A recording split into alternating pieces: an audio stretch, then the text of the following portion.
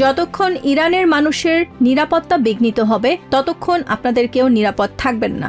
অস্ত্রের গায়ে আমেরিকার ঘাঁটিতে হামলার এই বার্তা লিখে মধ্যপ্রাচ্যে নতুন করে ক্ষেপণাস্ত্র ও ড্রোন অভিযান শুরু করেছে ইরান।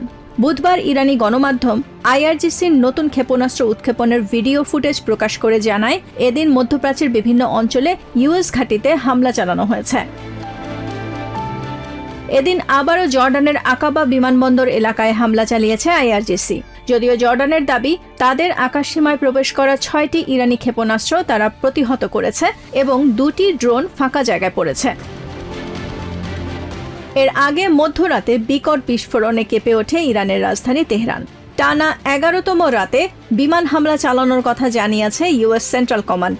সেন্টকমের দাবি, ইরানের সামরিক পরিচালনা কেন্দ্র, বিমান ঘাঁটি ও ড্রোনের গুদাম ধ্বংস করতেই এই সর্বাত্মক হামলা চালানো হয়। এদিন ইরানের দক্ষিণ পশ্চিমাঞ্চলীয় বেহবাহানের একটি রাস্তার ধারে ইউএস বিমান হামলায় ব্যাপক অগ্নিকাণ্ড ঘটে। এছাড়াও এদিন স্থানীয় সময় দুপুরে হরমুজ প্রণালীর লারাক দ্বীপে হামলা চালিয়েছে আমেরিকান বাহিনী। যুদ্ধবিরতি সমঝোতার পর তেহরান ওয়াশিংটনের সাম্প্রতিক সংঘাতে ইরানের দক্ষিণ ও উপকূলীয় অঞ্চলে 30 জনের বেশি নিহত এবং 260 জনের বেশি আহত হয়েছেন। অন্যদিকে জর্ডান ও ইরাকের আমেরিকান ঘাঁটিতে ইরানের হামলায় 3 ইউএস সেনা নিহত হয়েছেন। অধিকৃত ওয়েস্ট ব্যাংকের প্রাচীন শহর সেভাস্তিয়া রোমান, বাইজেন্টাইন ও উসমানিয়া আমলের হাজার বছরের ইতিহাস জড়িয়ে আছে প্রাচীন এই প্রত্নতাত্ত্বিক স্থানে। তবে ঐতিহ্যবাহী এই প্যালেস্টাইনিয়ান অঞ্চলটি এখন অস্তিত্ব সংকটে। প্যালেস্টাইন অথরিটির মতে, প্রত্নতত্ত্বকে হাতিয়ার করে এই অঞ্চলে অবৈধ ইসরায়েলি বসতি গড়ার পরিকল্পনা নিয়েছে তেল আভিভ। সাম্প্রতিক মাসগুলোতে প্রায় 500 একর আয়তনের এই পুরো প্রত্নতাত্ত্বিক এলাকাটি বাজেয়াপ্ত করার সিদ্ধান্ত হয়েছে। জর্ডান আমলের দলিলপত্র থাকা প্রায় 5000 ব্যক্তিগত জলপাই গাছ রয়েছে এখানে। প্রত্নতত্ত্বকে হাতিয়ার করে উত্তরাঞ্চলে বসতি বাড়ানোর লক্ষ্যই আন্তর্জাতিক আইন লঙ্ঘন করে এই সিদ্ধান্ত নিয়েছে ইসরায়েল। সম্প্রতি ইসরায়েলি পার্লামেন্ট নেসেটের প্রাথমিক অনুমোদন পাওয়া এক বিলে পুরো ওয়েস্ট ব্যাংকের পুরাকীর্তি নিয়ন্ত্রণ ইসরায়েলি হেরিটেজ মন্ত্রণালয়ের অধীনে নেওয়ার প্রস্তাব করা হয়েছে। প্রাথমিক অনুমোদনের পরপরই স্থানীয় জমি মালিকদের চাষাবাদ সহ জমিতে প্রবেশ করতে নিষেধাজ্ঞা জারি করেছে দখলদার বাহিনী। জমি মালিকদের বলা হয়েছে কেউ যেন তাদের জমিতে চাষাবাদ বা প্রবেশ না করে। সামরিক কর্মকর্তারা এসে আনুষ্ঠানিকভাবে জমি ব্যবহারের নিষেধাজ্ঞা দিয়েছে। তবে এসব বাধ্যবাধকতা সত্ত্বেও মানুষ জমিতে যাওয়ার চেষ্টা করছে। এই ঘটনায় ঐতিহাসিক স্থানগুলোর নিয়ন্ত্রণ কেড়ে নিয়ে 90 দশকের অসলো চুক্তির চরম লঙ্ঘন করা হচ্ছে বলে ক্ষোভ প্রকাশ করেছেন প্যালেস্টিনিয়ান প্রধানমন্ত্রী মোহাম্মদ মুস্তফা। জেরুজালেম, গাজা কিংবা ওয়েস্ট ব্যাংক, কোথাও তারা ছাড় দিচ্ছে না। আমরা বিশ্ববাসীকে বলতে চাই, বারংবার ইসরায়েলি আগ্রাসনের ফলে পুরো অঞ্চল কতটা ঝুঁকিতে পড়েছে। আন্তর্জাতিক আইন মেনে চলতে ইসরায়েলকে বাধ্য করা উচিত। বিলটির অন্যতম উদ্যোক্তা ও কট্টর ডানপন্থী ইসরায়েলি পার্লামেন্ট নেসেট সদস্য জাভি সুকোতের দাবি, প্যালেস্টাইন কর্তৃপক্ষ প্রাচীন নিদর্শনগুলো ধ্বংস করছে এবং এগুলো রক্ষা করতেই নতুন ঐতিহ্য কর্তৃপক্ষ গঠন জরুরি। তার মতে, ইহুদিদেরই এই স্থানের সুরক্ষা দিতে হবে। বেথলেহেমের ঐতিহাসিক সোলেমান স্পুলে ইসরায়েলি নেতাদের জোরপূর্বক অনুপ্রবেশের ঘটনাও উত্তেজনা বাড়িয়েছে। তবে প্যালেস্টিনিয়ানদের স্পষ্ট কথা, শক্তি প্রয়োগ করে ইতিহাসের দখল নেওয়া যাবে না। এখানে প্যালেস্টিনিয়ান পরিবার ও বিদেশি পর্যটকদের যাতায়াত রয়েছে। আমরা এটি সবার জন্য উন্মুক্ত রাখতে চাই। কোনো অবস্থাতেই জোর করে দখল গ্রহণ বরদাস্ত করা হবে না।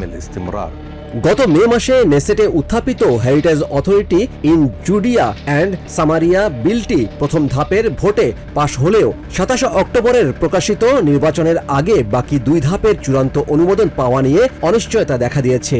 তবে শুধু প্যালেস্টিনিয়ানরাই নয়, বরং ইসরায়েলি মানবাধিকার গোষ্ঠী পিস নাও, নিজস্ব প্রতিরক্ষা বিভাগ এবং সরকারি বিজ্ঞান সংস্থাও বিলটির বিরোধিতা করেছে। প্রতিরক্ষা বিভাগ ও বিজ্ঞান একাডেমি বলছে, বিলটি পাশ হলে আন্তর্জাতিক অঙ্গনে প্রত্নতত্ত্ব গবেষণায় ইসরায়েল পুরোপুরি একঘরে হয়ে পড়বে। রাশিয়ার সঙ্গে যুদ্ধের মধ্যে ইউক্রেনের সামরিক নেতৃত্বে বড় রদবদল এলো। সেনাপ্রধান অলেকজান্ডার সিরস্কিকে দায়িত্ব থেকে সরিয়ে নতুন কমান্ডার ইন চিফ হিসেবে দায়িত্ব দেওয়া হয়েছে মিখাইলো দ্রাপাতিকে। রাশিয়ার পূর্ণমাত্রার আগ্রাসন শুরুর পর এটিই ইউক্রেনের সামরিক নেতৃত্বে সবচেয়ে বড় পরিবর্তন। কিয়েভের অনেক বাসিন্দা মনে করছেন এই সিদ্ধান্ত যুদ্ধের নতুন গতি আনতে পারে এবং পরিবর্তনের দাবিতে জনমতের প্রতিফলন ঘটিয়েছে। প্রেসিডেন্ট জেলেন্সকি আন্দোলনকারীদের কথা শুনেছেন। আমি সিরস্কিকে সরানোর সিদ্ধান্তকে সমর্থন করি। দ্রাপাতিকে নিয়োগ দেয়া সঠিক সিদ্ধান্ত হয়েছে। দ্রাপাতি যুদ্ধের গতিপথ বদলে দেওয়ার সক্ষমতা রাখেন বলে আমি বিশ্বাস করি। প্রেসিডেন্টের এটি খুবই ভালো সিদ্ধান্ত। আমি ইতিবাচক পরিবর্তনের আশা করছি।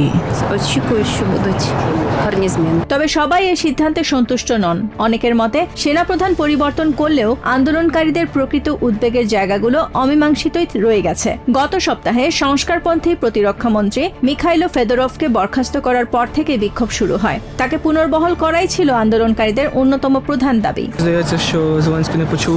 আমার মনে হয় জেলেন্সকি আন্দোলনকারীদের কথা শোনেননি। সিরস্কিকে বরখাস্ত করা বড় ধরনের ভুল। এর উল্লেখযোগ্য প্রভাব ইউক্রেনের ওপর অবশ্যই পড়বে। অন্যদিকে অনেকেই মনে করছেন গণতান্ত্রিক রাষ্ট্র হিসেবে জনগণের মতামতকে গুরুত্ব দিয়েই এই সিদ্ধান্ত নিয়েছেন প্রেসিডেন্ট জেলেন্সকি। আমরা একটি গণতান্ত্রিক দেশ, ক্ষমতায় থাকা ব্যক্তিদের অবশ্যই জনগণের কথা শুনতে হবে। আমার বিশ্বাস প্রেসিডেন্ট গতকাল যে সিদ্ধান্ত নিয়েছেন তা প্রমাণ করে তিনি জনগণের কথা শুনেছেন এবং সঠিক সিদ্ধান্তই নিয়েছেন। যুদ্ধের সংকটময় এই সময়ে সামরিক নেতৃত্বে পরিবর্তন ইউক্রেনের যুদ্ধ কৌশলে নতুন গতি আনতে পারে কিনা সেটি এখন দেখার বিষয়। তবে একই সঙ্গে সরকার বিরোধী বিক্ষোভ এবং প্রতিরক্ষা নীতির ভবিষ্যৎ দিক নির্দেশনাও নিবিড়ভাবে পর্যবেক্ষণ করছে দেশটির জনগণ। প্রায় 2 মিলিয়ন শিক্ষার্থীর ভবিষ্যৎ অনিশ্চিত করে ফেলা মেডিকেল ভর্তি পরীক্ষার প্রশ্নপত্র ফাঁসের ঘটনা এখন নরেন্দ্র মোদী সরকারের জন্য সবচেয়ে বড় চ্যালেঞ্জ হয়ে দাঁড়িয়েছে। রাজধানী নয়াদিল্লির পার্লামেন্ট ভবনের বাইরে থেকে শুরু করে মুম্বাই, পাটনা ও হায়দ্রাবাদের রাজপথে নেমে এসেছে হাজার হাজার শিক্ষার্থী ও প্রধান বিরোধী দল কংগ্রেসের নেতাকর্মীরা। মোদী বিরোধী স্লোগানে উত্তপ্ত হয়ে ওঠে রাজপথ। Our duty is to stand with them. Our duty is to raise our voice in their support, and our duty is to fight for our democracy, and we will do it. বেশ কিছু শহরে বিরোধী রাজনৈতিক দলের প্রতিবাদ মিছিলে জলকামান, tear gas ও লাঠিচার্জ করে police. Uttar Pradesh ও বিহারে ক্ষুব্ধ শিক্ষার্থীরা ব্যারিকেড ভেঙে এগোনোর চেষ্টা করলে শুরু হয় দফায় দফায় সংঘর্ষ। বেশ কয়েকজন আন্দোলনকারীকে আটক করে পুলিশি হেফাজতে নেওয়া হয়। সরকারের সংলাপে অনীহা ও শিক্ষার্থী নিপীড়নের কঠোর সমালোচনা করেন বিরোধী নেতারা। অধিকারের দাবিতে তরুণদের রাস্তায় নামতে বাধ্য করা হয়েছে। তারা 20 দিন ধরে অপেক্ষা করেছিল, কিন্তু আলোচনা না করে অধিকার কর্মীদের তুলে নেওয়া হলো। আলোচনার মাধ্যমে বহু সমস্যার সমাধান সম্ভব ছিল।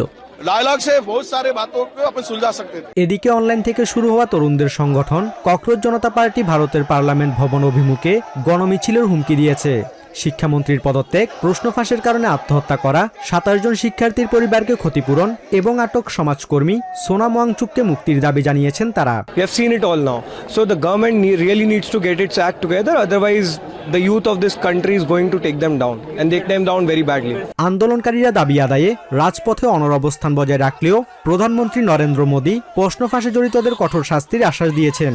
তবে ভারতের প্রধান শহরগুলোতে পুলিশের সাথে শিক্ষার্থীদের এই মুখোমুখি অবস্থান দীর্ঘমেয়াদী সংঘাত তৈরির জোরালো আশঙ্কা তৈরি করেছে। স্পেনের রাজধানী মাদ্রিদ থেকে মাত্র 100 কিলোমিটার উত্তরে গুয়াদালাহারা অঞ্চলে ভয়াবহ রূপ নিয়েছে দাবানল। মধ্য স্পেনের লা মিয়ারেলা ও সিলাস বনাঞ্চলে জ্বলতে থাকা আগুন নিয়ন্ত্রণে আপ্রাণ চেষ্টা চালিয়ে যাচ্ছেন দেশটির সেনা সদস্যরা। এছাড়া প্রায় 600 দমকল কর্মী এবং 50টি বিমান রাতভর কাজ চালিয়ে যাচ্ছে। এটি কেবল চলতি বছরেরই সবচেয়ে বড় দাবানল নয়, বরং সাম্প্রতিক বছরগুলোতে স্পেনে আঘাত হানা সবচেয়ে জটিল ও ভয়াবহ প্রাকৃতিক দুর্যোগগুলোর একটি, যা এরই মধ্যে পুড়িয়ে ছাই করে দিয়েছে 32,000 হেক্টরেরও বেশি এলাকা। ধোঁয়ায় আচ্ছন্ন পুরো অঞ্চল আর অগ্নিকাণ্ডের আশঙ্কায় সুরক্ষিত স্থানে সরিয়ে নেওয়া হয়েছে অন্তত 34টি পৌরসভার 1,200-র বেশি বাসিন্দাকে। পরিস্থিতি পর্যালোচনায় ও ক্ষতিগ্রস্তদের পাশে দাঁড়াতে গুয়াদালাহারার তামাখন শহরে এমার্জেন্সি কমান্ড সেন্টার পরিদর্শন করেন স্পেনের প্রধানমন্ত্রী পেদ্রো সানচেজ। গত বছরের তুলনায় এবছর স্পেনে বড় আকারের দাবানলের ঘটনা অন্তত 4 গুণ বেড়েছে বলে জানান তিনি। জলবায়ু পরিবর্তনের প্রভাবে দেশজুড়ে দেখা দেয়া চরম অবস্থাকে রাজনৈতিক মতাদর্শের ঊর্ধ্বে রেখে একটি জাতীয় চুক্তির ওপর জোর দেন স্প্যানিশ প্রধানমন্ত্রী। আমরা ইতোমধ্যে 22টি বড় ধরনের দাবানলের মুখোমুখি হয়েছি গত বছরের এই সময়ের তুলনায়, যা প্রায় 4 গুণ বেশি। স্পেনের জলবায়ু জরুরি পরিস্থিতির বিরুদ্ধে একটি বৃহৎ রাষ্ট্রীয় ঐকমত্য ও চুক্তি প্রয়োজন। এটি কোনো রাজনীতি বা মতাদর্শের বিষয় নয়, এটি বিজ্ঞান ও সত্য। 104 ডিগ্রি ফারেনহাইটের ওপর তাপমাত্রা কোনো সংখ্যা মাত্র নয়, এটি আমাদের জীবনের ওপর সরাসরি হুমকি। সরকারি অগ্নি নির্বাপক বাহিনীর পাশাপাশি নিজেদের গ্রাম ও ঘরবাড়ি বাঁচাতে একজোট হয়েছেন স্পেনের সাধারণ নাগরিকরা।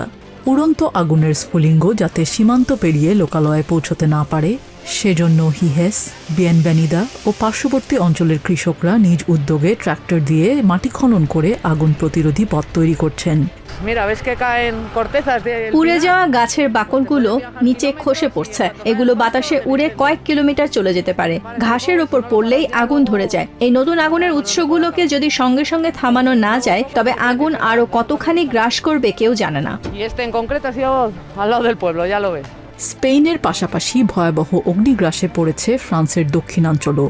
ফ্রান্সের ভার বিভাগের কোটিগনা, কোরেন্স ও মন্টফোর্ট শহরের দিকে দ্রুত ধেয়ে আসছে দাবানল। 2500 হেক্টরেরও বেশি বনাঞ্চল ধ্বংস হয়ে যাওয়ায় প্রায় 800 দমকল কর্মী ও হেলিকপ্টার মোতায়েন করা হয়েছে। ইতোমধ্যেই বেশ কয়েকটি ঘরবাড়ি ও যানবাহন পুড়ে ছাই হয়ে গেছে। কর্তৃপক্ষ হাজার হাজার মানুষকে তাদের ঘরবাড়িতে ফিরতে নিষেধাজ্ঞা জারি করেছে। ফ্রান্সের দক্ষিণ পশ্চিমাঞ্চলীয় জিরোন্ডে এলাকায় বিমানবন্দর সংলগ্ন আগুন নেভাতে গিয়ে 2 জন ফায়ার ফাইটার নিহত হয়েছেন বলে নিশ্চিত করেছেন দেশটির স্বরাষ্ট্রমন্ত্রী লরেন নুনিয়েজ।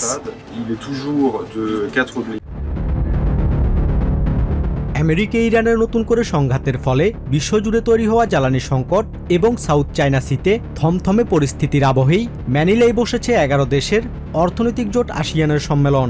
উদ্বোধনী অধিবেশনেই ভারতের পররাষ্ট্রমন্ত্রী এস জয়শঙ্কর সতর্ক করে বলেন, বর্তমান অস্থির বিশ্বে সমুদ্রভিত্তিক বাণিজ্য ও সরবরাহ ব্যবস্থা চরম হুমকির মুখে পড়েছে, যা এককভাবে কোনো দেশের পক্ষে সামাল দেওয়া সম্ভব নয়। The world is extremely turbulent. And it is increasingly evident that no single nation or even grouping can deal with it on its own. সম্মেলনে সাউথ চায়না সিতে চায়না ও ফিলিপিন্সের সাম্প্রতিক সংঘর্ষের তীব্র সমালোচনা করেন অস্ট্রেলিয়ার প্রধানমন্ত্রী পেনি ওয়াং। আন্তর্জাতিক আইন ও সাগরের সার্বভৌমত্ব মেনে চলার আহ্বান জানিয়ে তিনি চায়নার পদক্ষেপকে ঝুঁকিপূর্ণ বলে মন্তব্য করেন। We want a region which is peaceful, stable and prosperous. We want a region where countries, all powers, including great powers, observe international law and in particular the law of the sea. তবে এই অভিযোগে ক্ষুব্ধ প্রতিক্রিয়া জানিয়ে চায়নার পররাষ্ট্র মন্ত্রণালয় স্পষ্ট জানিয়ে দেয়, বিরোধী যুক্ত নয় এমন দেশের হস্তক্ষেপ বরদাস্ত করা হবে না।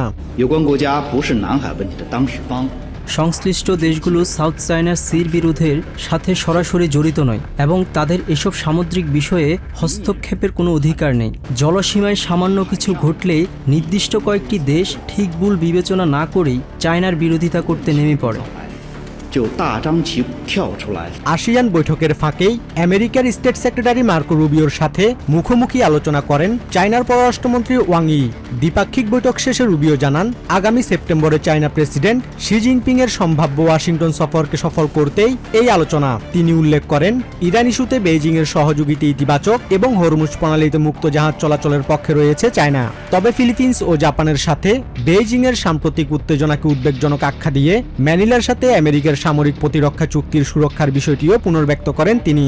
Ultimately, we think in the long term this poses a threat to China as well. So I would hope that they would have an interest in being cooperative because in the end these same elements that are shipping fentanyl precursors all over the world. একই সাথে ফিলিপিন্সের প্রেসিডেন্টের সাথেও সাক্ষাৎ করেন Rubio. তবে আমেরিকার state সেক্রেটারির উপস্থিতির প্রতিবাদে ম্যানিলার রাস্তায় ব্যানার নিয়ে বিক্ষোভ করেন স্থানীয় আন্দোলনকারীরা, যা এক পর্যায়ে পুলিশের সাথে রক্তক্ষয়ী সংঘর্ষের রূপ নেয়। এদিকে দায়িত্ব নেওয়ার 48 ঘন্টার মধ্যেই প্রথম আন্তর্জাতিক সফরে আসিয়ান সম্মেলনে যোগ দিয়ে সদস্য দেশগুলোর সাথে দ্বিপাক্ষিক সহযোগিতা জোরদারের প্রতিশ্রুতি দেন ব্রিটেনের নতুন পররাষ্ট্রমন্ত্রী এড মিলিব্যান্ড। ইয়েমেনের এইডেনে অবস্থিত আল হেসওয়া সংরক্ষিত একটি জলাভূমি। একসময় স্থানীয়দের প্রচেষ্টায় ও বর্জ্য পানির পরিশোধিত ব্যবহারের মাধ্যমে গড়ে ওঠা এই প্রাকৃতিক অঞ্চলটি পরিণত হয় নয়নাভিরাম পাখির অভয়ারণ্যে, যা এখন ক্রমেই সংকুচিত এবং পরিবেশগত সংকটের মুখে পড়ছে। পরিবেশ গবেষক জামাল বাওয়াজির জানান, এইডেনের সবচেয়ে গুরুত্বপূর্ণ জলাভূমির একটি আল হেসওয়া, যা শীত গ্রীষ্ম উভয় মৌসুমেই পরিযায়ী জলচর পাখিদের খাদ্য ও বিশ্রামের প্রাণকেন্দ্র। কিন্তু 2011 সালের রাজনৈতিক অস্থিরতা ও 2015 সালের যুদ্ধের পর থেকে রাষ্ট্রীয় তত্ত্বাবধানের অভাবে হুমকির মুখে পড়েছে এখানকার পরিবেশ। المشكلات التي حصلت في 2011 من انفلات 2011 সালের প্রশাসনিক দুর্বলতা এবং পরিবেশ সংরক্ষণে কর্তৃপক্ষের অনুপস্থিতির কারণে এই পার্কটি বিশাল চ্যালেঞ্জের মুখে পড়ে। 2015 সালের যুদ্ধ সংঘাতেও ব্যাপক ক্ষতি হয়েছে। এতে শুধু আল হেসওয়াই নয়, বরং অন্যান্য সংরক্ষিত জলাভূমি এলাকাও ক্ষতিগ্রস্ত হয়েছে। وايضا محميات الاراضي الرطبه الاخرى ফ্লেমিঙ্গো সহ প্রায় 100টিরও বেশি প্রজাতির পরিযায়ী পাখির পদচারণায় একসময় মুখরিত থাকত এই অঞ্চল। কিন্তু এইডেনের জনসংখ্যা বাড়ার সঙ্গে সঙ্গে জলাভূমির সীমানায় বাড়ছে দখলদারিত্ব ও অবাধ গবাদি পশু বিচরণ। তবে পরিচর্যার অভাবে ধ্বংস হতে বসা এই অভয়ারণ্যকে দ্রুত আগের রূপে দেখতে চান স্থানীয় পরিবেশ কর্মীরা। জনসংখ্যা বৃদ্ধির সঙ্গে সঙ্গে রিজার্ভটি অবহেলার শিকার হয়েছে। আমরা চাই এটি সংস্কার করে আগের মতো পাখি, বন্যপ্রাণী ও দর্শনার্থীদের মিলন মেলায় রূপ দেয়া হোক। এত সব সংকটের মাঝেও এসেছে সুখবর। গ্লোবাল এনভায়রনমেন্ট ফ্যাসিলিটির আর্থিক সহায়তায় সরকারি উদ্যোগে আল হেসওয়া রক্ষায় একটি বিশেষ মেগা প্রজেক্ট বাস্তবায়নের সিদ্ধান্ত নেওয়া হয়েছে। এই প্রকল্প বাস্তবায়ন হলে অভয়ারণ্যটি আবারও আগের অবস্থায় ফিরবে বলে আশা গবেষকদের। আন্তর্জাতিক অর্থায়নে এই এলাকা পুনর্গঠনে বড় একটি প্রকল্প বাস্তবায়নের অপেক্ষায় রয়েছে। এর মাধ্যমে জলাধারটি আগের রূপে ফিরিয়ে দেওয়া হবে। ইয়েমেনের পরিবেশ ও পানি মন্ত্রণালয়ের তত্ত্বাবধানে এই উদ্যোগ বাস্তবায়িত হবে। এর মাধ্যমে ইকোট্যুরিজম ও জীব বৈচিত্র্য ফেরানোর পাশাপাশি পয়ঃবর্জ্য নিষ্কাশন ব্যবহার উন্নয়ন ঘটিয়ে স্থানীয়দের জীবিকায় গতি ফেরানোর আশা স্থানীয় বাসিন্দা ও পরিবেশবিদদের। নিউ ইয়র্ক থেকে সম্প্রচারিত TVN 24 টেলিভিশন বিশ্বজুড়ে বাঙালির কণ্ঠস্বর।